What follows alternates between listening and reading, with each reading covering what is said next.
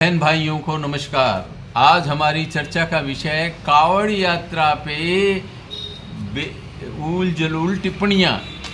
अब ये टिप्पणियाँ कौन करता है? एक तो स्कूल टीचर है, उनके ज्ञान का बड़ा वो भंडार बन गए और उन्होंने लिखा कावड़ लेने मत जाना, ज्ञान का प्रकाश फैलाना।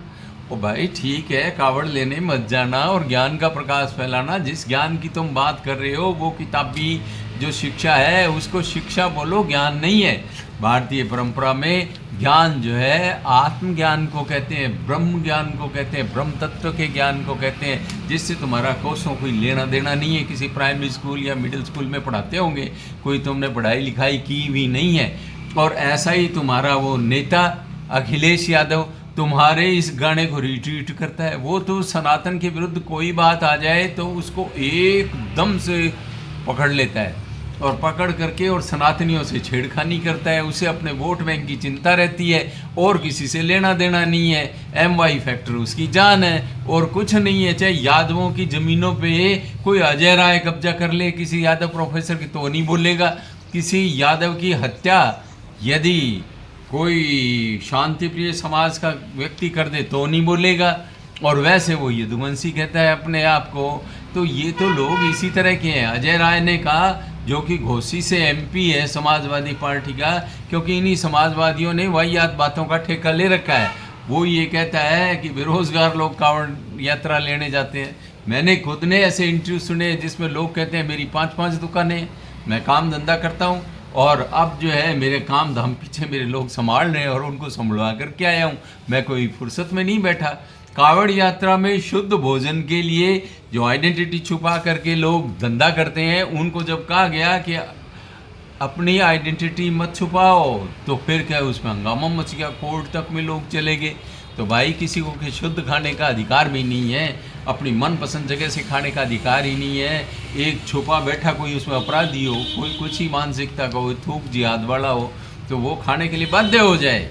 तुम यार अजीब बात करते हो। अभी तो सनातनियों का बहुमत है। अभी वो दिन नहीं आए जब तुम्हारे जैसे अखिलेश यादव और तेजस्वी यादव जैसे लोग हो, जब तुम्हें शेख हसीना की तरह मार मार के भगाया जाएगा और तुम्हारे जो खुद के महापुरुष हैं, जिनकी फोटो में जो मूर्तियां तुम लगाते हो, उनको तोड़ा जाएगा।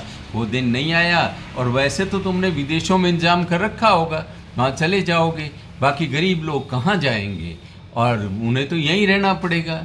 और ये जो सनातन विरोधी लोग हैं, ये निरंतर सनातन पे हमला करते हैं, दूसरे मजहबों पे।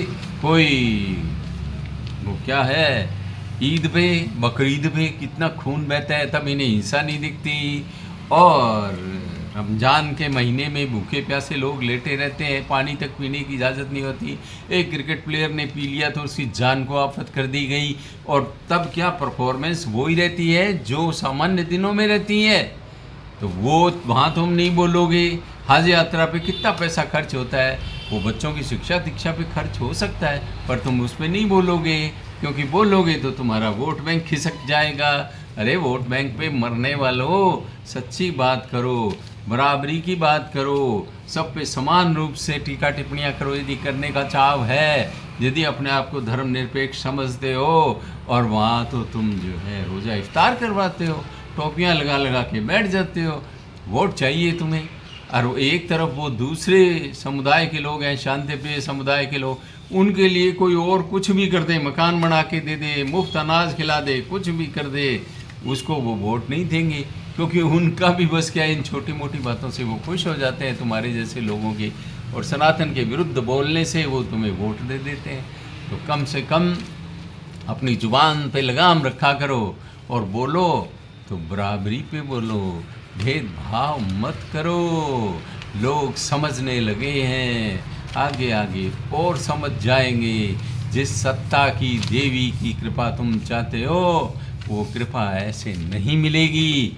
और सत्ताच्युत होकर के ऐसे ही घूमोगे सड़कों पे जैसे अब घूमते हो।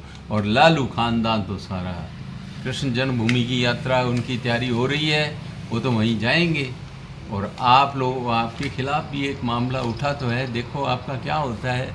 और सनातन विरोध तुम्हें ले डूबेगा। इस तरह से कार सेवकों पे गोलियां चलाने वाले लोग और बच्चों से गलतियां हो जाती है। ऐसे बोलने वाले लोगों का भविष्य नहीं है। आप लोगों ने भाइयों ने सुना तो पसंद आए तो लाइक शेयर एंड सब्सक्राइब करना, कमेंट भी दे देना। कोई और भी बात आपके ध्यान में आए तो वो भी अवगत करा देना।